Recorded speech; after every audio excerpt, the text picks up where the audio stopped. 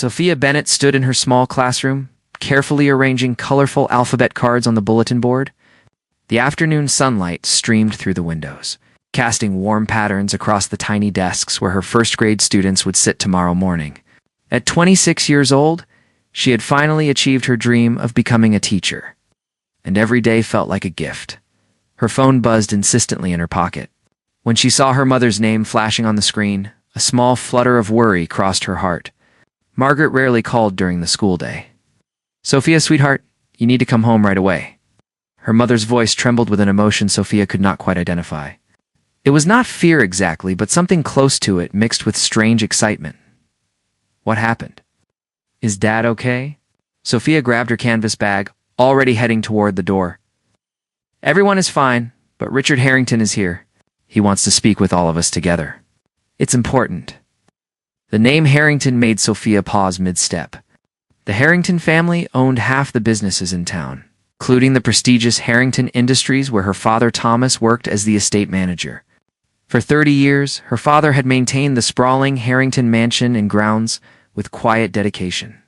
The families had always maintained a respectful distance, employer and employee. Nothing more. Sophia drove home quickly, her mind racing with possibilities. Had her father done something wrong? Was he being let go? The thought made her stomach clench. Her parents depended on that income, and her teaching salary was barely enough to cover her own modest apartment. When she arrived at the small cottage on the Harrington estate grounds, she found her parents sitting stiffly on the worn sofa. Across from them, in the faded armchair that seemed too small for his presence, sat Richard Harrington himself. The 70-year-old businessman looked every bit the powerful figure his reputation suggested. With silver hair, sharp blue eyes, and an expensive suit that probably cost more than Sophia made in 6 months. "Miss Bennett," he stood when she entered, offering a surprisingly gentle smile. "Thank you for coming so quickly. Please, sit down. What I have to say concerns your entire family." Sophia sat beside her mother, feeling Margaret's hand immediately grip hers tightly. Thomas sat forward, his weathered face creased with concern. Richard cleared his throat and began speaking in his authoritative tone. "I will be direct because I respect your family too much for games. My son Vincent is destroying everything I built. He has been photographed drunk at clubs, involved in scandals with various women. His reckless behavior is damaging our company's reputation. Our stock prices have dropped 15% in the last quarter alone." Sophia listened, confused about why this concerned her family. Everyone in town knew about Vincent Harrington's wild lifestyle. The tabloids loved him. The rebellious heir who threw money around like confetti and changed girlfriends as often as most people changed clothes.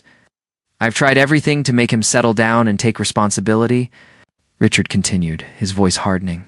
"Nothing has worked. But I believe there is one solution that might save him and restore our family's reputation." He turned his piercing gaze directly on Sophia. "I would like you to marry Vincent." The words hung in the air like a thunderclap. Sophia felt her mother's hand tighten painfully around hers. Her father made a strangled sound. "Mr. Harrington," Thomas began, his voice shaking, "my daughter is not something to be bargained with." "Not making," Richard said firmly. "I am offering an opportunity. Sophia, I have watched you grow up on this estate. You are kind, educated, and you have strong values. I have noticed how you have looked at Vincent over the years." Heat flooded Sophia's face. It was true. From the time she was 14, she had harbored a secret crush on Vincent Harrington. He was 8 years older, impossibly handsome, with his dark hair and green eyes, always seeming larger than life. She remembered watching him from afar during estate parties, imagining fairy tale scenarios where he would notice her. But that was childhood fantasy. The real Vincent was not a prince. He was troubled and self-destructive. "I don't understand why you think this would help," Sophia said quietly, finding her voice. "Your son doesn't even know me. How would marrying me change anything?" Richard leaned forward intently. "Because you represent everything he needs. Stability, kindness, a connection to real life beyond the bubble of wealth is always known. And because I will make it worth everyone's while." He named a figure that made Thomas gasp. It was enough money to secure her parents' retirement, to pay off their debts, to give them the comfortable life they had never been able to afford. Additionally, Richard continued, Sophia, I will establish a trust fund in your name. You will have complete financial independence. I will also ensure you can continue teaching or pursue any professional goals you desire. This is not about taking away your freedom.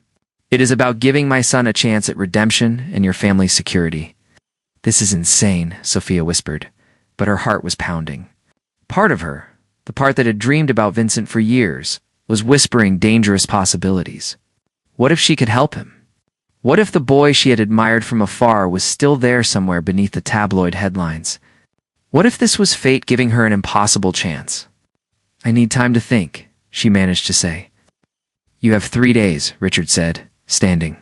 But Sophia, understand this. If you refuse, I will have no choice but to disinherit Vincent completely. He will lose everything. It might be what finally destroys him. After Richard left, the cottage erupted in heated discussion.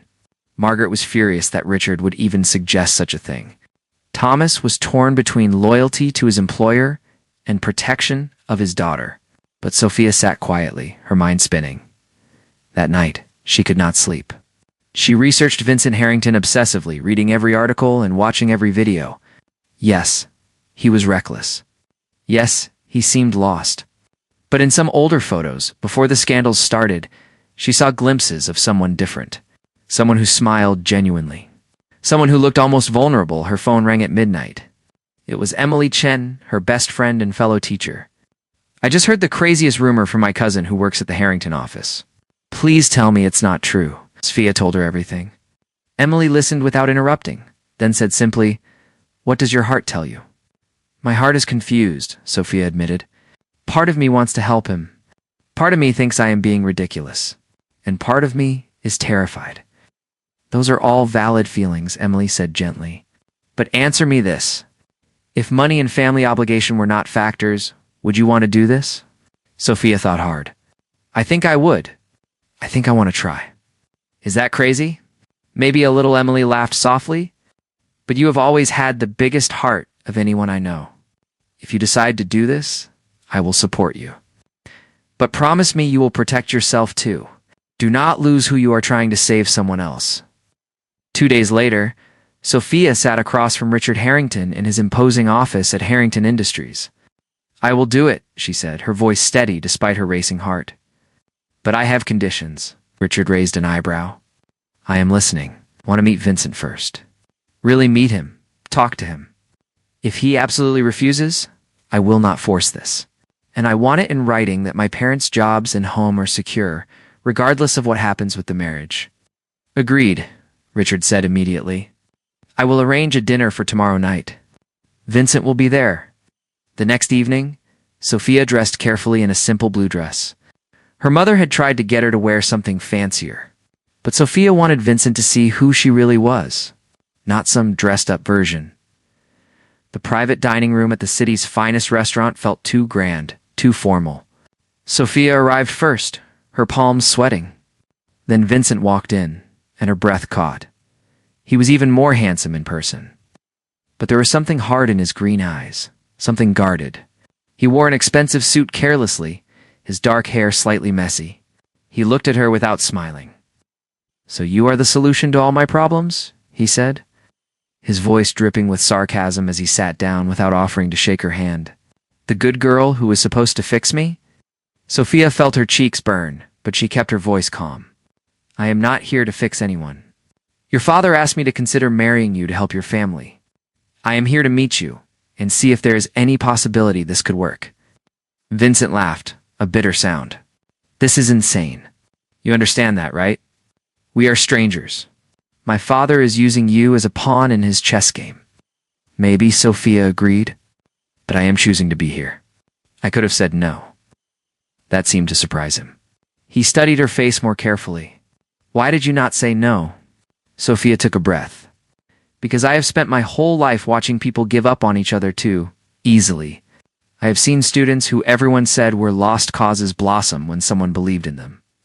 Maybe that is naive, but I think people deserve chances. For just a moment, something shifted in Vincent's expression. The hardness cracked slightly. But then he shook his head and stood up. You are wasting your time. I am not one of your students who needs saving. I am exactly who the tabloids say I am. Marry me if you want, but do not expect me to suddenly become some perfect husband. I will disappoint you. I disappoint everyone." He walked out, leaving Sophia sitting alone in the elegant dining room. She felt tears prick her eyes, but refused to let them fall. The waiter approached awkwardly, and Sophia ordered dinner for herself. She would not let Vincent's rudeness ruin the evening completely. She was halfway through her meal when someone else entered the dining room. This man looked similar to Vincent, but softer somehow. His dark hair was neatly styled, his smile warm and apologetic. He wore casual clothes, jeans, and a nice shirt, and carried himself with easy confidence rather than Vincent's defensive arrogance. "You must be Sophia," he said, approaching her table. "I am Daniel Harrington, Vincent's brother. May I join you?" "I promise I am better company than my brother." Sophia could not help but smile. "Please, sit down.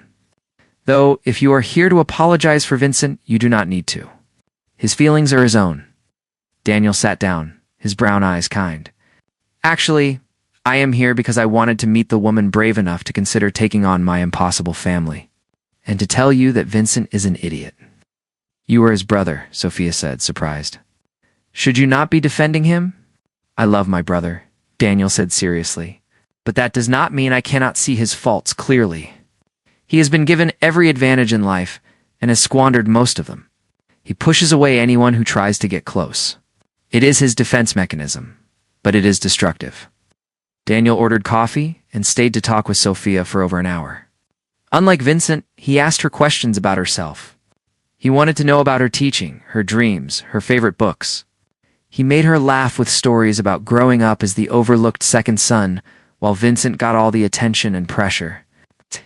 Sophia asked, genuinely interested. "What do you design?"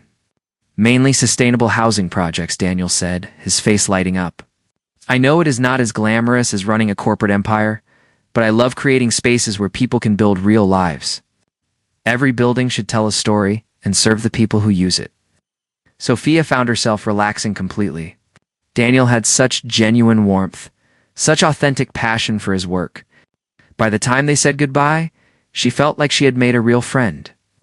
"Sophia," Daniel said as they walked to the parking lot, "I know this whole situation is complicated and probably overwhelming, but whatever you decide, I want you to know you have an ally.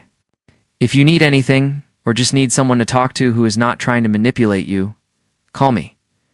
He handed her his business card with his personal number written on the back. "Thank you," Sophia said sincerely. "That means more than you know." Driving home, Sophia's mind was full of confusion. She had come expecting to connect with Vincent and had been rejected. But she had unexpectedly connected with Daniel instead. It should not have mattered. Daniel was not the one she was supposed to marry. Yet his kindness had touched something in her heart. That night, she called Richard Harrington. "I will marry Vincent," she told him. "Not because I think I can change him, but because everyone deserves a chance to choose differently. I am giving him that chance. What he does with it is up to him." "You are either very wise or very foolish," Richard said quietly. "I hope for all our sakes, it is the former." The wedding preparations began immediately.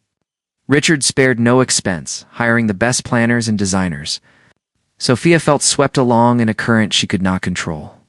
Vincent remained distant and dismissive, showing up late for planning meetings and offering no opinions about anything, but Daniel was always there. He drove Sophia to dress fittings when her car broke down.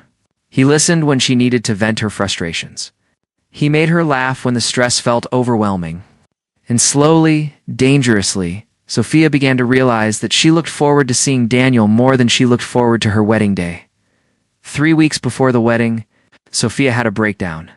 She sat in her empty classroom after school ended, crying into her hands. She had been so confident she was doing the right thing. Now she felt like she was walking toward a cliff edge. Her phone rang. It was Daniel. "I am outside your school," he said. "Come get coffee with me. You sound like you need a friend." They ended up at a quiet cafe, and Sophia poured out all her doubts. "What am I doing?" she whispered. "I barely know Vincent. He has made it clear he does not want this. Why am I going through with it?" Daniel reached across the table and took her hand gently. The touch sent warmth through her entire body.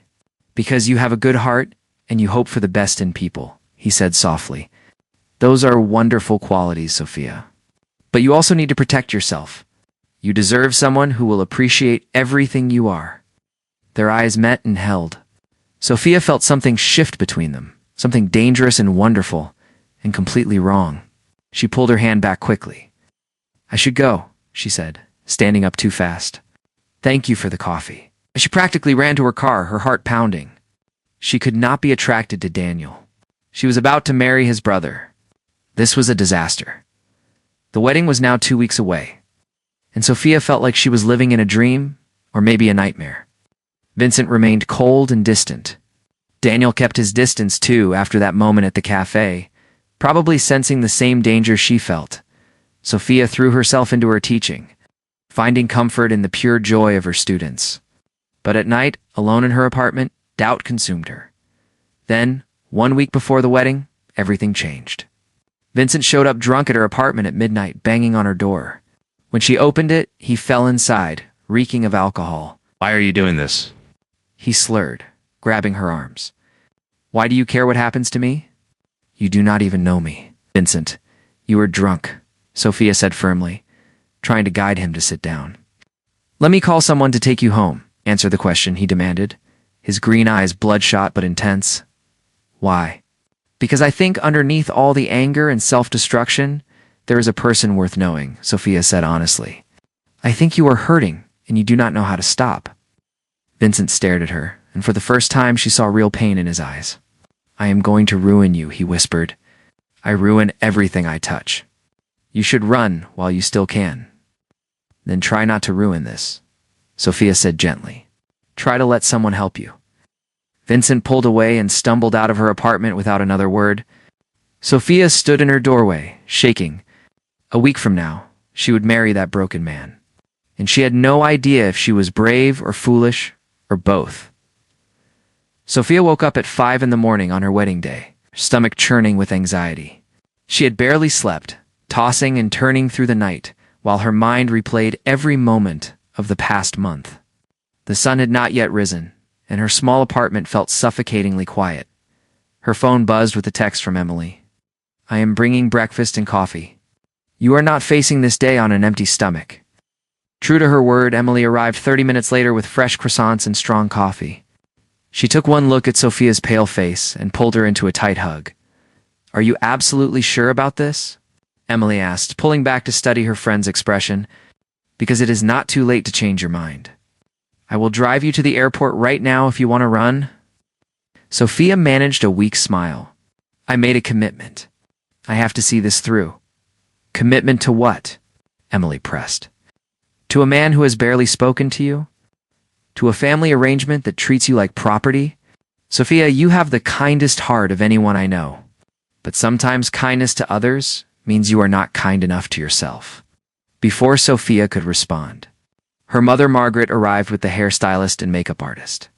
The small apartment became a flurry of activity. Sophia sat still while strangers transformed her appearance, applying makeup that felt like a mask and arranging her honey blonde hair into an elaborate updo that did not feel like her at all. The wedding dress hung on the back of her bedroom door.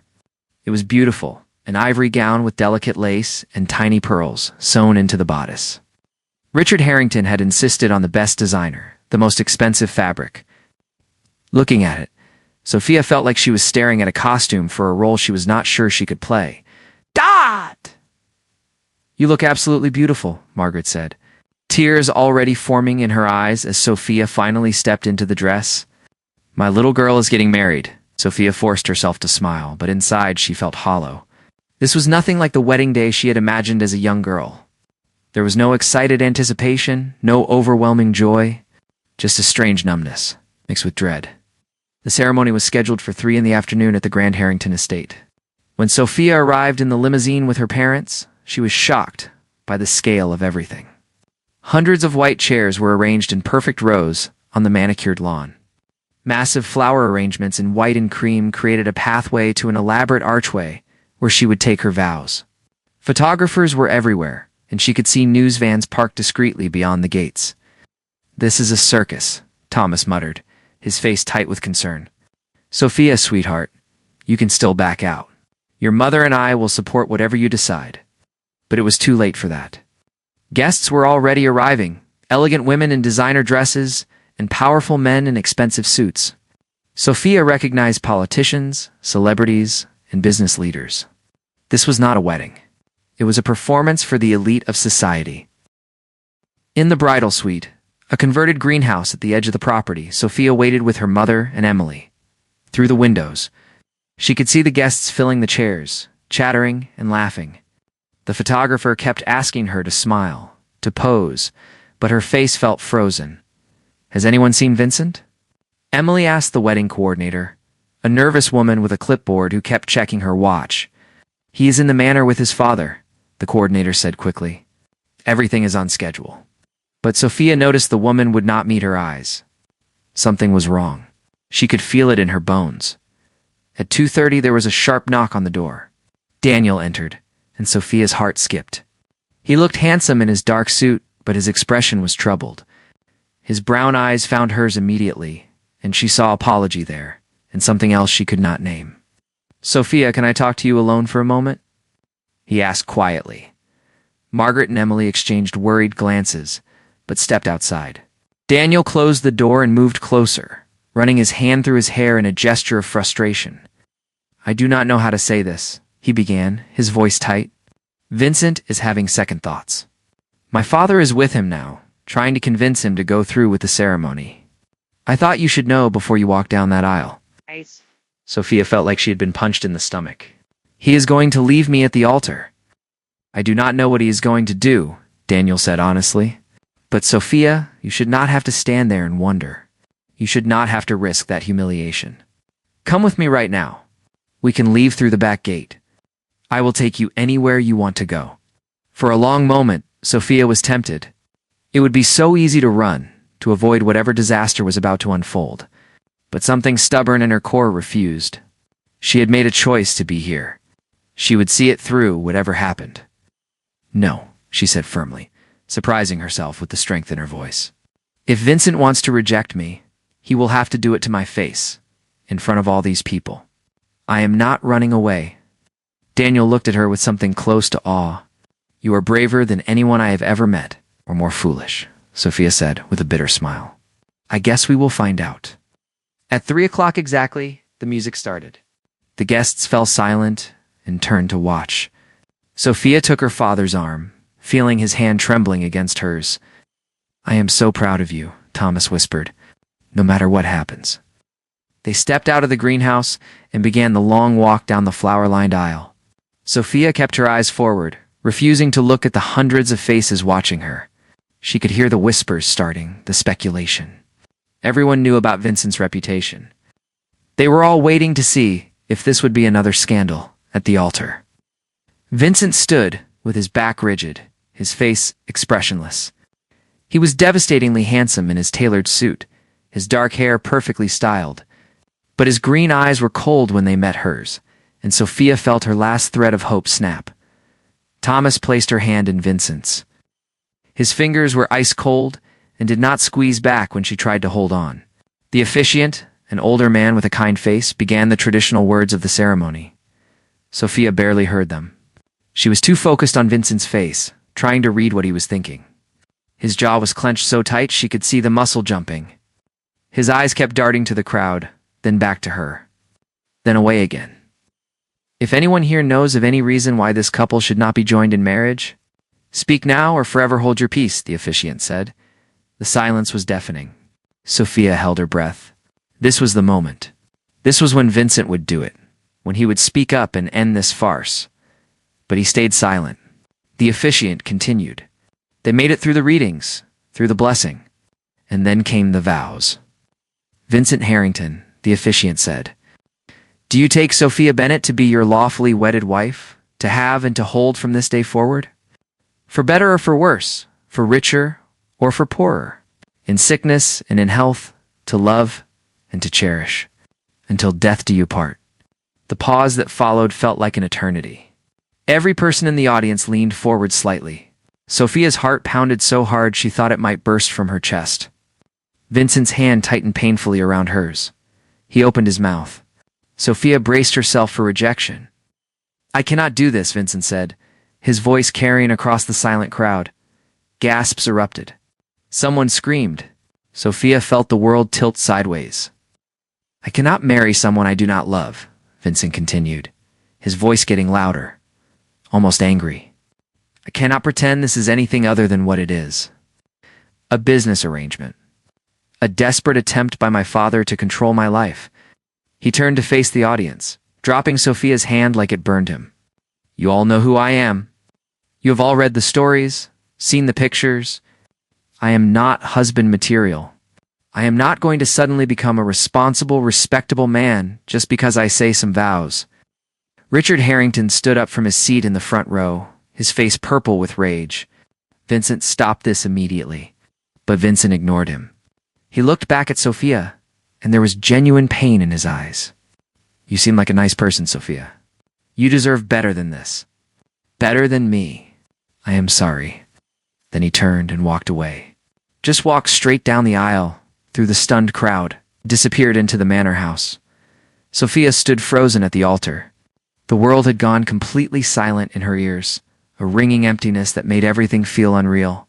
She was aware of people standing, shouting, the chaos erupting around her. Cameras flashed. Guests pulled out their phones to record the disaster. She could see her mother crying, her father trying to push through the crowd to reach her. The humiliation crashed over her in waves. Every eye was on her. Every phone was pointed at her. She was the joke, the pathetic girl who thought she could save the troubled rich boy. She had been rejected in front of hundreds of people. The video would be everywhere by tonight. The whole world would see her standing there, abandoned and humiliated. Her legs started to buckle. The beautiful white dress suddenly felt like it weighed 1,000 pounds. She could not breathe. The flowers, the crowd, the cameras, it was all too much. She was going to collapse right there, and they would film that too. Her complete destruction captured for entertainment? Then suddenly, strong arms wrapped around her. Daniel, he had been standing to the side as the best man, watching everything unfold with horror on his face. Now he pulled Sophia against his chest, one arm around her waist, the other cradling her head. He held her so tightly that she could not fall, could not crumble. I have got you, he murmured against her hair. You are not alone. I promise you are not alone. Sophia collapsed into his embrace, her carefully applied makeup running as tears finally broke free. She sobbed against his shoulder while Daniel held her, shielding her from the cameras, from the staring crowd, from the complete nightmare her life had become. Let us get you out of here, Daniel said gently. He kept one arm around her and started guiding her away from the altar. The crowd parted, some people looking sympathetic, others clearly enjoying the drama. Daniel led her not back toward the manor, but to a side path that wound through the gardens to a small gazebo hidden by trees. It was quiet there, private. He helped her sit on the bench and knelt in front of her, his hands holding hers. Breathe, he said softly. Just breathe, Sophia. In and out. You are going to get through this. Everyone saw Sophia gasp between sobs. The whole world is going to see. I am going to be a joke forever. No, Daniel said firmly. You are going to be the woman who had the courage to stand there with dignity while someone else showed their cowardice. You did nothing wrong, Sophia. Nothing. This is entirely on Vincent. I was so stupid, Sophia cried. I actually thought I could make this work. I thought maybe he would try, that maybe we could find something real. I am such an idiot. You are not an idiot. You are optimistic and kind, and those are good things. Vincent is the fool. He had someone genuinely good standing there, willing to give him a chance, and he threw it away. Emily came running up the path, followed by Margaret and Thomas. They surrounded Sophia with love and concern, all talking at once, asking what she needed, how they could help. We need to get her out of here, Thomas said, his face still red with anger. Away from the cameras and the gossip. I'll take her to my apartment, Daniel said immediately. I have a place downtown that no one knows about. She can stay there as long as she needs. I will make sure the press does not find her. Why would you do that? Margaret asked, studying Daniel's face carefully. Because someone needs to help her, and my family is responsible for this disaster, Daniel said simply. But the way he was still holding Sophia's hand told a different story. They smuggled Sophia out through a service entrance, avoiding the chaos at the main gates where reporters were already gathering. Daniel drove while Emily sat in the back with Sophia, holding her as she cried. Daniel's apartment was in a modern building in the downtown arts district. It was spacious and filled with architectural drawings and models, clearly a space where he spent time on his creative work. He settled Sophia on the comfortable couch and brought her water and tissues. "I'm going to go back and deal with my family," he said, crouching down so he was eye level with her. "But Emily has my number. Call me if you need anything at all." "I mean it, Sophia. Anything." After he left, Emily helped Sophia out of the wedding dress. They left it in a heap on the bathroom floor. Sophia put on comfortable clothes that Emily had brought and then just sat, staring at nothing. Her phone was exploding with notifications. Text messages, calls, social media alerts. Emily took it away from her. "You do not need to see any of that right now." But Sophia already knew what they would be saying. The videos were already viral. The hashtags were already trending. She was the girl who got dumped at the altar by the wild Harrington heir. Entertainment for millions. The next few days were a blur. Sophia stayed in Daniel's apartment, too ashamed to face the world. Her school gave her a leave of absence. Well-meaning friends sent messages she could not bring herself to answer. The story was everywhere. Late-night talk shows made jokes. Memes spread across the internet. Her face frozen in shock at the altar became a symbol for humiliation and heartbreak. Daniel came by every evening after work. He brought food, knowing she was not eating. He sat with her in comfortable silence when she did not want to talk. He made her laugh with stories about disastrous architectural projects. He never pushed, never demanded anything from her. He was just there one evening, a week after the wedding. Daniel brought Chinese takeout and found Sophia finally out of her pajamas. "Wearing jeans and a sweater, you're dressed," he said with a gentle smile. "That is progress." "I cannot hide forever," Sophia said, though her voice was hollow. "Eventually, I have to face my life again." They ate dinner, sitting on the floor of his living room, containers spread between them. Daniel told her about a new sustainable housing project he was designing for low-income families. Sophia found herself genuinely interested, asking questions. Engaging for the first time in days. "You really love what you do," she observed. Watching his face light up as he talked about his work, Daniel admitted, "I know it is not as impressive as running a corporate empire like Vincent was supposed to do, but it feels meaningful. I am creating spaces where real people will live real lives. Every building should make life better for the people who use it." "Ah, that is beautiful," Sophia said softly. "You are creating homes. That is more important than any corporate empire." Daniel looked at her with such warmth that Sophia felt her breath catch. There was something in his eyes, something tender and caring that made her heart skip. And suddenly she was very aware that they were alone in his apartment, sitting close together, and that he was the one who had been there for her through everything. "Sophia," Daniel started, then stopped. He shook his head. "Never mind. What were you going to say?" "It is not the right time." "Daniel, please. I feel like my whole life is spinning out of control. Just be honest with me." He met her eyes, and the intensity there made her pulse quicken. "I think you are the most remarkable woman I have ever met. I think my brother is the biggest fool alive for not seeing what he had. And I think I am falling for you, which is completely wrong timing and probably the last thing you need to hear right now." Sophia stared at him, her heart pounding. She should have been shocked. She should have pulled away. But instead, she felt a surge of something warm and real flow through her.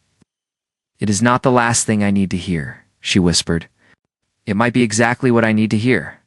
Sophia, you just went through something traumatic. You are vulnerable. I do not want to take advantage of that." "You are not taking advantage." She reached out and took his hand. "You have been the only good thing in this nightmare, Daniel. The only person who made me feel like I mattered, like I was not just a pawn in someone else's game." "You matter," Daniel said fiercely. "You matter so much." They sat there, hands clasped, looking at each other. The moment felt fragile and precious, like something that could shatter if either of them moved wrong. Finally, Daniel pulled back gently. "Let us take this slow. You have been through too much. I do not want to be a rebound or a reaction. If there is something real between us, it will still be there when you have had time to heal." Sophia knew he was right, but part of her did not want slow.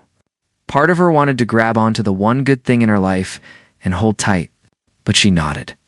Okay, slow. Over the next few weeks, Sophia slowly began to piece her life back together. She returned to her teaching, facing the curious stares and whispered conversations from her colleagues. Her students blessedly knew nothing about viral videos and tabloid scandals. They just wanted to learn their letters and numbers. And Sophia threw herself into giving them the best education she could. Daniel became a constant presence in her life. They had coffee twice a week. He took her to art museums and small restaurants where no one recognized her. They talked for hours about everything and nothing. And slowly, carefully, something beautiful began to grow between them. But the shadow of Vincent still loomed. Sophia heard through Richard that Vincent had disappeared after the wedding. No one knew where he was or what he was doing. Part of her worried about him despite everything. Another part of her was angry. He had destroyed her life and then just vanished while she was left to pick up the pieces. 2 months after the wedding disaster, Sophia was leaving school late when she saw a figure waiting by her car. Her heart jumped into her throat. It was Vincent. He looked terrible. He had lost weight, his clothes were wrinkled, and there were dark circles under his eyes. When he saw her, he straightened up, and she could see the shame written across his face. "I know I have no right to be here," he said, his voice hoarse. "I know you probably hate me, but I needed to apologize. Properly. Not through lawyers or press statements. Face to face." Sophia's first instinct was to get in her car and drive away, but something made her stay. "You have 3 minutes. Then I want you to leave me alone forever." Vincent nodded. "That is fair. Sophia, what I did was unforgivable. I humiliated you in the worst possible way. I was a coward. I let my father push me into something I knew was wrong, and then I took the coward's way out instead of being honest from the start." "Why did you even agree to the wedding if you knew you would not go through with it?" Sophia asked, her voice tight with anger she had been holding back. "Because I am weak," Vincent said simply. "Because I have spent my whole life disappointing my father. And part of me wanted to believe that maybe this time I could be who he wanted me to be, but I could not. And instead of facing that honestly, I waited until the worst possible moment to admit it." "You destroyed me," Sophia said, tears threatening. "Do you understand that? I was a nobody, a teacher, and you turned me into a global joke. Every day I see the memes, the comments, the jokes. People recognize me on the street. My students' parents whisper about me. You ruined my life because you were too selfish to face your own problems, I know." Vincent's voice broke. "I know, and I will never forgive myself. I have been in therapy, trying to understand why I sabotage everything good. It is not an excuse. Nothing excuses what I did. But I wanted you to know that I am trying to be better, and that you deserved so much more than how I treated you." Sophia wiped her eyes angrily. "You are right. I did deserve more. I deserved honesty. I deserved respect. I deserved to be treated like a human being instead of a prop in your family drama. I did. And for what it is worth, I hope you find someone who gives you all of that. Someone who appreciates how special you are. Because you are special, Sophia. You are kind and brave and genuine. Everything I am not." Before Sophia could respond, another car pulled into the parking lot. Daniel got out, his face darkening when he saw Vincent.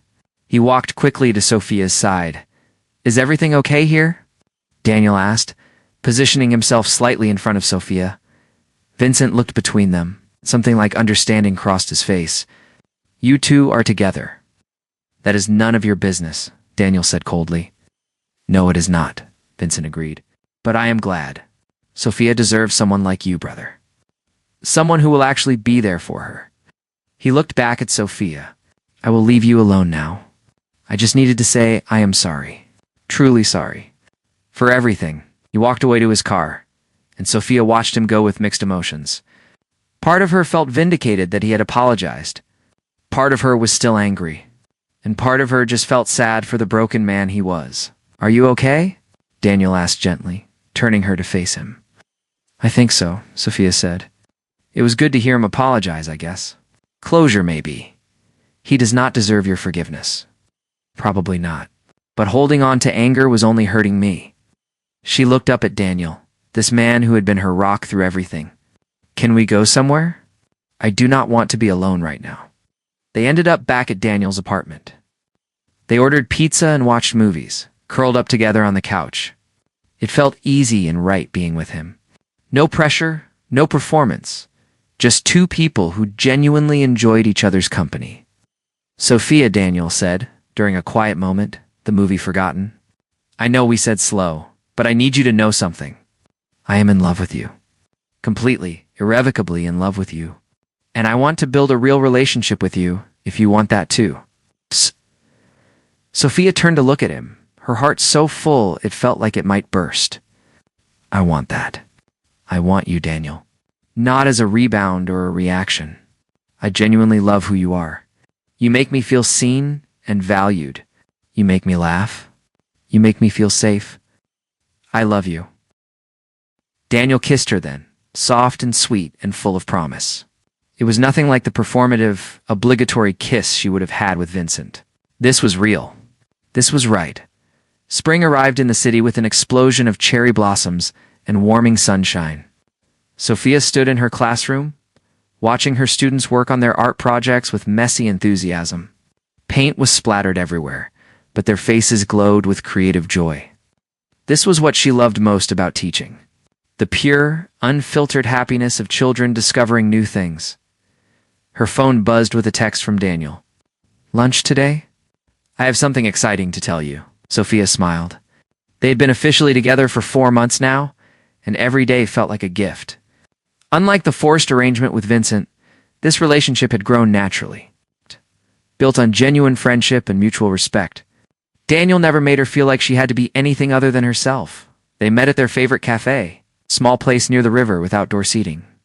Daniel was already there when she arrived, bouncing slightly in his seat with barely contained excitement. You look like you were about to explode, Sophia laughed, kissing him hello. I got the commission, Daniel said, his face lit up like Christmas morning.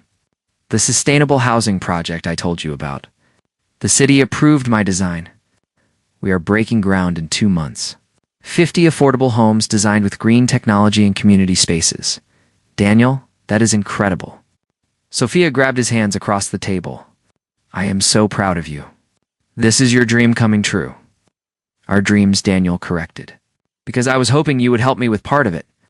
I want to include a community center with educational programming. Teaching spaces for kids. I thought maybe you could consult on the design, help me understand what teachers and students need. Sophia felt tears prick her eyes. You want me to be part of your project? I want you to be part of everything, Daniel said seriously. This project, my life, my future. Sophia, these past months with you have been the happiest of my life. You make me want to be better, to create things that matter. They spent lunch discussing ideas for the community center. Sophia got excited talking about learning spaces, natural light, flexible rooms that could adapt to different activities. Daniel sketched on napkins, already incorporating her ideas into his vision. Walking back to her car, hands clasped, Sophia felt a contentment she had never experienced before. This was what a real partnership felt like. Two people supporting each other's dreams, building something together. But life has always had more challenges in store.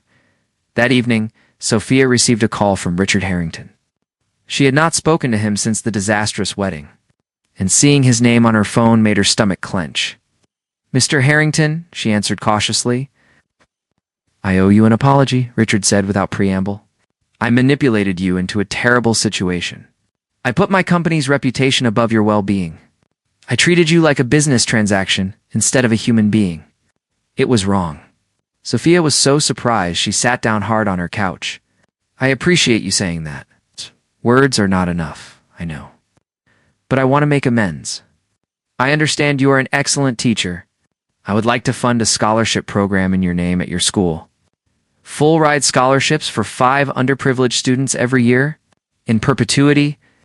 Mr. Harrington, that is very generous, but I do not need your money to forgive you. It is not about forgiveness, Richard said. It is about doing something good with the resources I have. You care about education? Let me help make a real difference. No strings attached. You will have full control over selecting the recipients. Sophia thought about the students she saw every day, who struggled because their families could not afford basic supplies or tutoring. If you are serious, then yes, I accept. Those scholarships could change lives. Consider it done. My lawyers will draw up the papers. And Sophia, for what it is worth, I am glad you and Daniel found each other. He is a good man. Better than Vincent or I ever gave him credit for being. After she hung up, Sophia called Daniel to tell him. He was shocked but pleased. My father actually admitting he was wrong? That might be a first in recorded history. He must really respect you or he feels guilty, Sophia said.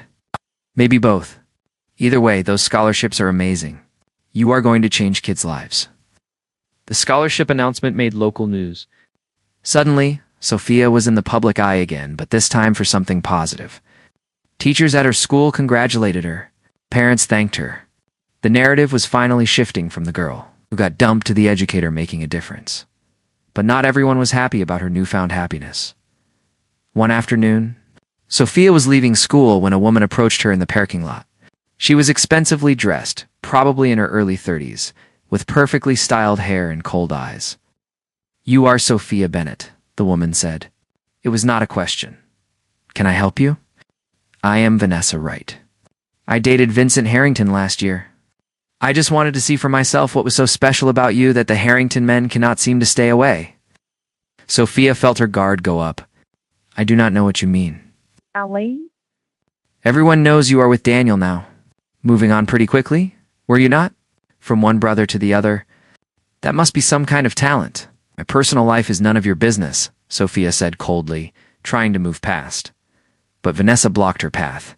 "Vincent destroyed you in front of the whole world. And now you are sleeping with his brother.